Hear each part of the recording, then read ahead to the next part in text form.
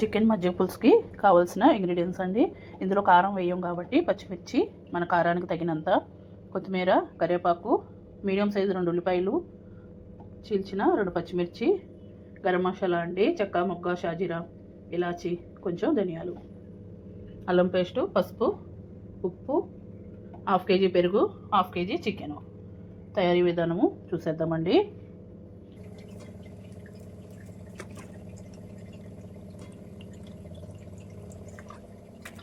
Chicken ఫ్రైకి సరిపడా oil అండి, ఒక 3 టీ స్పూన్లు ఉంటుంది.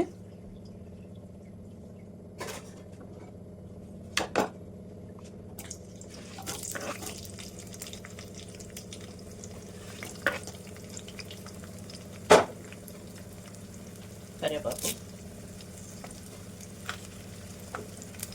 ఇవి కొంచెం గోల్డెన్ కలర్ వచ్చే వరకు ఫ్రై చేసుకుందాము. ఇలా ఫ్రై అయ్యేటప్పుడు 1 స్పూను అల్లం వెల్లుల్లి పేస్ట్,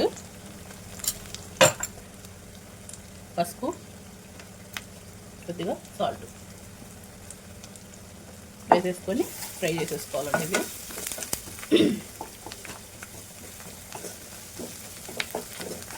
ఒక నిమిషం ఫ్రై చేసుకొని చికెన్ వేసుకుందాం. ఇలా ఫ్రై అయిన తర్వాత కడిగి పెట్టుకున్న చికెన్ వేసుకోవాలండి.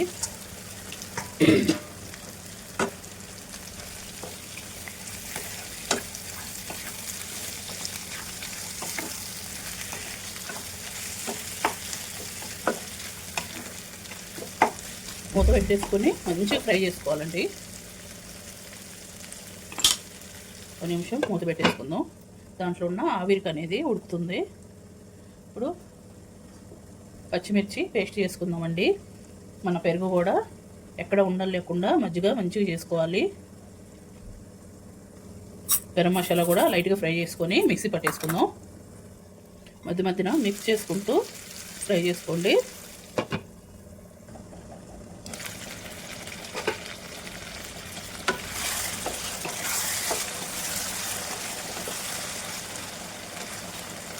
ఇప్పుడు పచ్చిమిర్చి పేస్ట్, నేను 8 పచ్చిమిరపకాయలు తీసుకున్నాను అండి. కారంకు తగ్గట్టు తీసుకోవచ్చు. గరం మసాలా,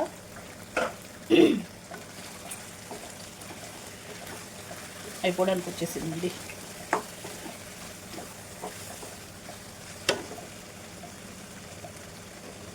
కొత్తిమీర,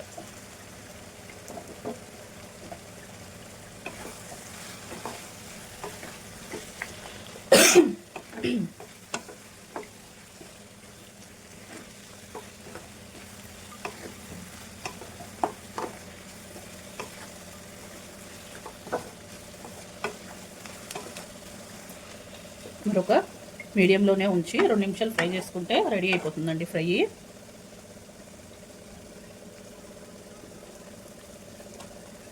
పచ్చిమిర్చి పేస్టు, మన గరం మసాలా కూడా చికెన్కి ఫ్లేవర్ పడుతుంది.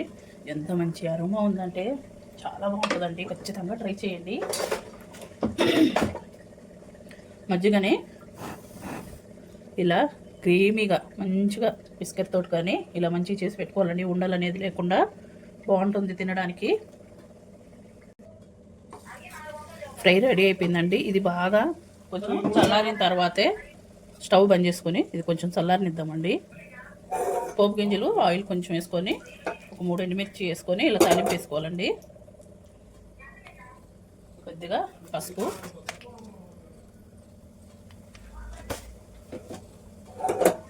పోపు అండి,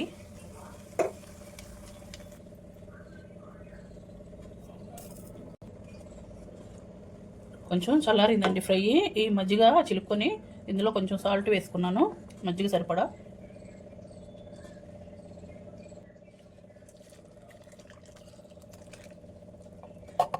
హాఫ్ కేజీ చికెన్కి 1/2 కేజీ పెరుగు వేసుకుంటేనే బాగుంటుందండి.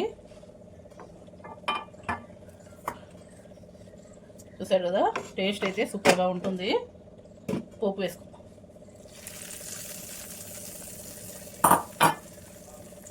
గార్నిష్ కోసం కొంచెం కొత్తిమీర. ఇంతే అండి, రెడీ అయిపోయింది. ప్లీజ్ మీకు నచ్చితే లైక్ చేయండి, షేర్ చేయండి, మా ఛానల్ సపోర్ట్ చేయండి. మరొక మంచి వీడియోతోటి మళ్ళీ వస్తే అప్పటి వరకు బై బై.